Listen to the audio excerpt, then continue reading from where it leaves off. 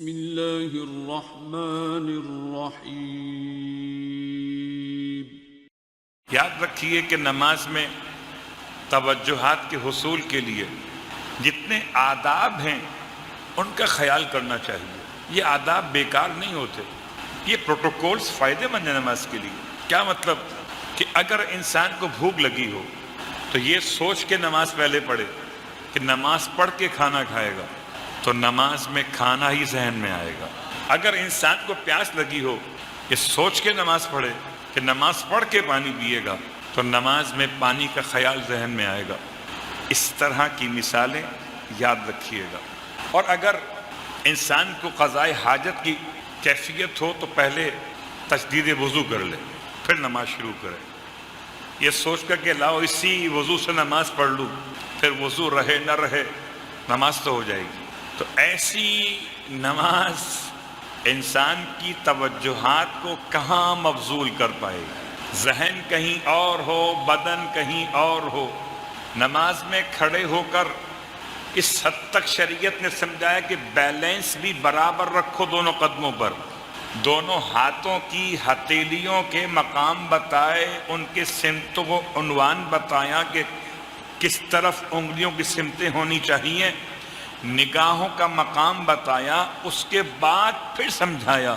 ہر سفر پہ جانے سے پہلے ہمارے اساتذہ فرماتے تھے جب کبھی گھر سے باہر نکلو، گھر میں اندر آنے کے آداب الگ ہیں، گھر سے باہر جانے کے آداب الگ ہیں۔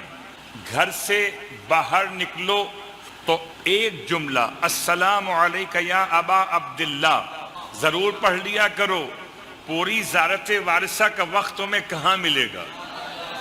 ایسا نہ ہو کہ پوری زیارت وارثہ پڑھنے کے چکر میں ایک سلام بھی چھوڑ دو۔ تو یہ ایک سلام تو کم از کم کر سکتے ہو۔ میں نے پوچھا اپنے استاد سے اس کا فائدہ کیا ہوگا؟ کیا موت نہیں آئے گی؟ مسکرائے، موت تو آئے گی مگر شہادت کی آئے گی۔ تو گھر سے نکلتے ہوئے، سفر پہ جاتے ہوئے ایک لفظ سلام السلام علیک یا ابا عبداللہ، تو اس کا فائدہ۔ اسی طریقے سے جب کبھی دل کے زنگ کو دور کرنا ہو تو ہم نے نماز کے لیے وضو تو کر لیا، جسم کا زنگ تو دور ہوا، ابھی دل کا زنگ دور نہ ہوا۔ وضو کیا تو جسم کا زنگ تو دور ہو گیا، نہ یہاں غصہ رہا، نہ یہاں انتقام کا جذبہ رہا، نہ قدموں میں کسی کو ٹھوکر مارنے کا حوصلہ رہا، نہ مزاج میں تکبر رہا، مسے مکمل ہو گئے۔ تو جسم کا زنگ تو دور ہوا، دل کا زنگ باقی ہے۔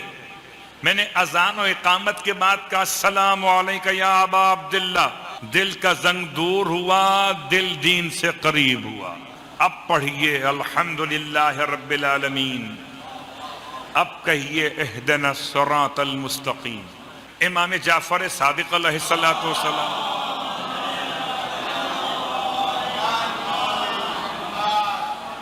کبھی کبھی ہم پریشان ہوتے ہیں نا کہ یا تو افراط ہو جاتا ہے یا تفریط ہو جاتی ہے۔ افراط اور تفریط یعنی بخل یا اسراف، حالانکہ یہ بہت تفصیلی موضوع ہے۔ بخل ہر ایک کا برابر نہیں ہوتا۔ عالم کا بخل اور ہے، عاقل کا بخل اور ہے، ماتمی کا بخل اور ہے، نمازی کا بخل اور ہے، تبرک بانٹنے والے کا بخل اور ہے، لینے والے کا بخل اور۔ تو جیسے جیسے منصب تبدیل ہوں گے ویسے ویسے بخل کی تعریف بدلے گی۔ اور ایسے ہی اسراف میں بھی ہر ایک کا اسراف الگ ہوگا۔ غریب کا اسراف الگ ہے، متوسط طبقے کے افراد کا اسراف الگ ہے، امیر کا اسراف الگ ہے، ارے پانی کا اسراف الگ ہے، روٹی کا اسراف الگ ہے۔ اللہ اکبر۔ ان تمام مسائل میں جب امام سے پوچھا گیا مولا یہ درمیان کا راستہ کیا ہوتا ہے؟ لوگ کہتے ہیں خیر الامور اوسطھا، نہ افراط کیجئے نہ تفریط کیجئے، بیچ کا راستہ چن لیجئے۔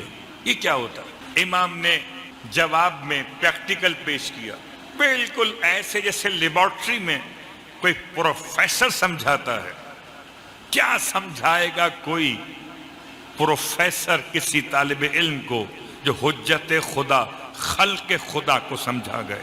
آپ نے اچھا لیبارٹری میں پریکٹیکل کرنے کی لیبارٹری چاہیے، تمام انسٹرومنٹس چاہیے، یہاں تو کچھ بھی نہیں چاہیے۔ امام خاک پر بیٹھ گئے، سامنے والے کو بٹھا لیا، آپ نے اپنے دست امامت کو بڑھایا اور اپنی مٹھی میں خاک کو بھر لیا، ریت کو بھر لیا، اور ریت کو بھر کے بڑی شدت سے انگلیاں بند کر لیں، ایسے بند کی کہ ایک ذرہ بھی اب نکل نہیں پا رہا۔ بہت غور کیجئے گا، فرمایا یہ ہے بخل کہ جو ملے اسے پکڑ کے رکھو، ایک ذرہ بھی نکلنے نہ پائے۔ بہت غور کیجئے گا۔ پھر امام نے اپنے دست مبارک کی بند انگلیوں کو پورا کھول دیا، جیسے پورا کھولا تو جتنا ریت کے ذرات تھے سب گر گئے، اسراف ہے۔ پھر اٹھایا ریت کو اور اٹھا کے نہ پورا سخت بند کیا نہ پورا کھولا، بیچ میں رکھا، کچھ ریت گری کچھ باقی رہ گئی۔ فرمایا یہ ہے درمیانی راستہ کہ نہ سارا جائے نہ سارا رہے، کچھ جائے کچھ رہے، یہ خیر الامور اوسطھا۔ یہ ہے معیشت کے اعتبار سے بہت ساری مثالیں ہو سکتی ہیں۔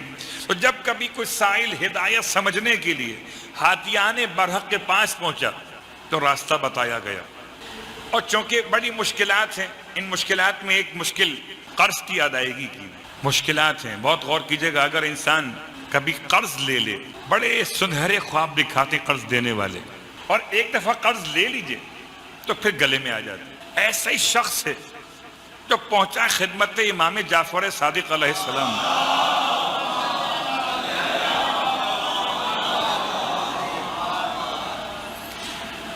امام کی خدمت میں پہنچا ہے اپنا مسئلہ لے کر۔ ایک مسئلہ ادائے قرض کا، دوسرا مسئلہ ہے حکومت کے ظلم و جور سے بچنے کا، دفع ظلم حاکم، حاکم کے ظلم کو دور کرنے کا۔ ایک ادائے قرض، ایک دفع ظلم حاکم، اس کے دو مسئلے۔ اور یہ جملہ میں کیا کہوں، امام نے جو علاج بتایا اس کا ترجمہ یہ بنا بائی 2 get 1 free۔ تم یہ دو کاموں کے لیے نماز پڑھو، ایک کام اپنے آپ ہو جائے گا۔ اب یہ 3 کام ہو گئے، 2 تو اس نے پوچھے ہیں، ایک بغیر پوچھے مل گیا ہے۔ امام نے فرمایا جب رات ہو جائے، جب رات کی تاریکی چھا جائے، پھر تمہیں چاہیے مصلی پر آؤ، 2 رکعت نماز پڑھو، اور نماز کی نیت ادائے قرض، دفع ظلم حاکم، قربتاً الی اللہ، یا نماز کی نیت نماز امام جعفر صادق علیہ السلام۔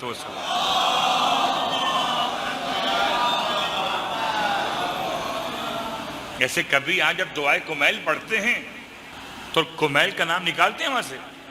نہیں نکالتے۔ تو امام کی دی ہوئی نماز ہے، امام کے نام سے پڑھ سکتے۔ پڑھنی کیسے؟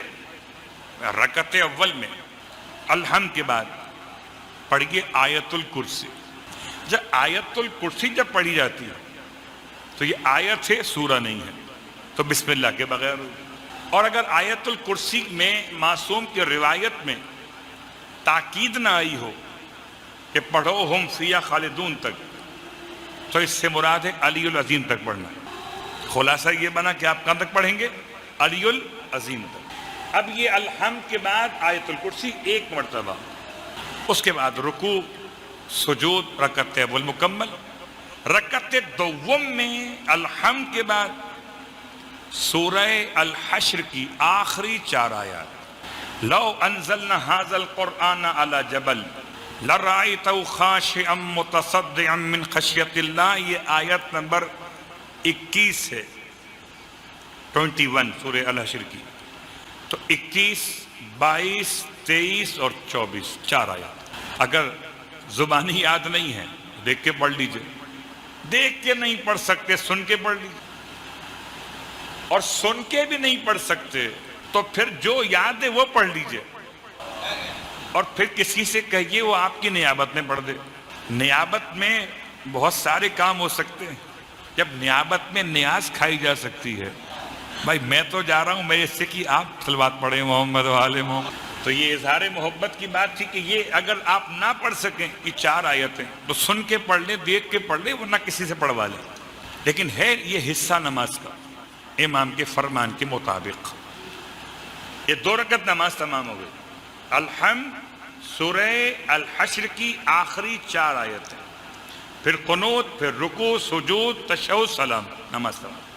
اب اس کے بعد بحق ھذا القرآن، قرآن سر پہ رکھیں، بحق ھذا القرآن وبحق من ارسلتہ بہ، اس قرآن کے حق کا واسطہ اور اس کا حق کا واسطہ کہ جس کے ذریعے تو نے قرآن کو بھیجا، وبحق کل مؤمن مدحتہ فیہ، اور واسطہ اس ہر مومن کے حق کا جس کی تعریف تو نے اس قرآن میں کی ہے۔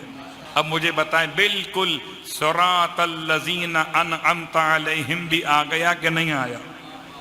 پورے قرآن میں جس جس کی تعریف کی ہے، پچھلوں میں، اگلوں میں، مردوں میں، عورتوں میں، ان سب کے حق کا واسطہ، بحق کل مومن مدحتہ فیہ وبحقک علیہم، اور جو تیرا حق ان پر ہے اس حق کا واسطہ، فلا احد اعرف بحقک منک، اور بھلا کون زیادہ بہتر جان سکتا ہے کہ تیرا حق ان پر کیا ہے۔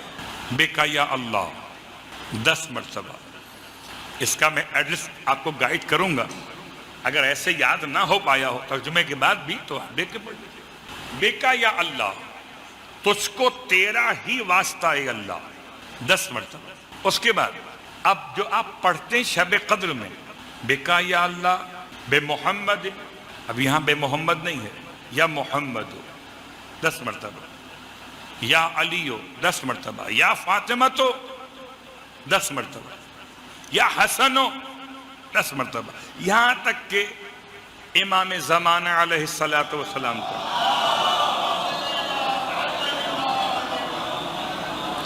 اب فارسی کتابوں کے لحاظ سے اس میں لکھا ہے بالحجت، اردو کتاب میں لکھا ہے یا ایھا الحجہ، کوئی حرج نہیں، یہ پڑھ لیجئے وہ پڑھ لیجئے، بات تو برابر ہے۔ امام زمان تو آخر ایک ہی ہیں، اب بے سے پڑھیں یا سے پڑھیں، خدا کا بڑا احسان ہے، ہم نہ ووٹوں والے امام کو مانتے ہیں نہ نوٹوں والے کو مانتے ہیں۔ جو ووٹوں سے آئے، ووٹوں کا محتاج ہے، نوٹوں سے آئے، اور جو لوٹوں سے آئے۔ اب میں آگے چوتھا جملہ نہ پڑھوں، صلوات پڑھے محمد، ایک اور طریقہ بھی آنے کا، اس لیے کہ ڈر لگتا ہے FIR سے نا۔ خیر، بات سے بات آگے نکل رہی ہے، تو ہمیں خدا نے ایسے امام عطا کیے کہ اب بالحجہ کہیں تب بھی وہی مراد ہے۔ کیا کمال ہے! اور اگر ہو سکے بالحجت ابن الحسن، یعنی امام حسن مجتبی کے اسم گرامی حسن کو خدا نے ایسا مسلسل کیا کہ آخری امام کو جب بھی یاد کیا جائے گا خون حسین کا ہوگا، فرزند حسن کا کہلائے گا۔ حجت ابن الحسن یا تو جب 14 نام مکمل ہوں گے، نہ 15 نام اللہ کا نام ملاتے ہو، تو 14 تو معصومین ہیں، ایک ذات پروردگار خالق معصومین ہے، وہاں سے شروع کیا اور 14ویں معصوم تک 15ویں نام تک آ گئے، اور جیسے ہی 12ویں امام کا نام دیا۔ اچھا ایک جملہ بھی یہاں بیان کر دوں، اور میں جان بوجھ کے اپنے خطبہ جمعہ میں بیان نہیں کرتا، مجھ سے لوگوں نے بہت پوچھا، میں انوائٹ کرتا ہوں۔ کیا پوچھا یہ کہ جو مسجد میں بیٹھے ہوئے لوگ جب خطبہ دوم میں ائمہ معصومین چہارتے معصومین کے نام لیے جاتے تو کوئی کھڑا ہوتا ہے 3 کے بعد، کوئی 4 کے بعد، کوئی 7 کے بعد، کوئی 9 کے بعد۔ یہ حسب معرفت ہے، یہ حسب معرفت ہے، یہ حسب وسعت صحت و عافیت ہے کہ میں کتنا کھڑا ہو سکتا ہوں۔ لوگ کہتے ہیں مولانا ایک یونیفارم تو ہو جائے، آپ سب کو ایک طرح کر دیجئے کہ یہ آپ پہلے پہ کھڑے ہو جائیں، یہ کھڑے 14ویں پر ہوں، یہ کچھ پہلے پہ کھڑے ہو جاتے ہیں، کچھ کھڑے 14ویں پر ہوتے ہیں۔ اب میں کیا کروں، کیسے اکٹھا کروں؟ میں تو یہ سوچتا ہوں کہ اگر ہم کھڑے ہوں امام زمان کے نام پر تو امام زمان کھڑے ہوں گے اپنے آبا و اجداد کے نام پر۔ تو کیوں نہ امام کے آباء و اجداد کے نام کے احترام میں بھی قیام کر لیا جائے، لیکن چونکہ واجبات میں نہیں ہے اس لیے اس کو ڈسکس نہیں کرتے۔ بات واضح ہو گئی؟ تو یہ نام مکمل ہو گئے۔ اب یہ نام جب آپ لیں گے 14ویں معصوم کا نام، 12ویں امام کا نام، 15واں نام یہاں پر، تو آپ کھڑے ہو جائیں گے۔ اور اس کے بعد قرآن سر پر ہے، زبان پر بھی قرآن ہے، یہ بند قرآن ہے، یہ کھلا قرآن ہے۔ قرآن رکھیں کیسے؟ کھول کر اس کی کتابت کو سر پہ مس کریں، اگر آپ اس قابل ہیں کہ مس کر سکتے ہیں آیات کو اپنے ہاتھوں سے، اپنے بدن سے۔ تو سر پہ قرآن ہے، زبان پہ قرآن ہے، فرق یہ ہے کہ وہاں لکھا ہوا قرآن ہے یا بولتا ہوا قرآن ہے۔ اس نے یہ عمل کیا اور معصومین کے نام لے کر پھر خدا سے اپنا مشکل کا ختم کرنے کا سوال کیا۔ راوی کہتا ہے کہ یہ عمل کر کے وہ امام کی خدمت میں آیا مسکراتا ہوا، میں کہوں آج کے دور میں مٹھائی پھول پھل لاتا ہوا کہ مولا آپ نے کیا بہترین تحفہ دیا مجھے۔ کیا ہوا کہ قرضہ بھی ادا ہوا، حاکم کا ظلم بھی دور ہوا، اور گھر میں مال بھی بھر گیا۔ بائی 2 get 1 فری، یاد ہے؟ صلوات پڑھے محمد وآلہ۔ بس آج کی حد تک بات تمام ہو گئی۔ تو یہ سب کا سب صدقہ آل محمد کا ہے، ہر پریشانی کا حل، ہر مشکل کا حل۔ اللہ اکبر۔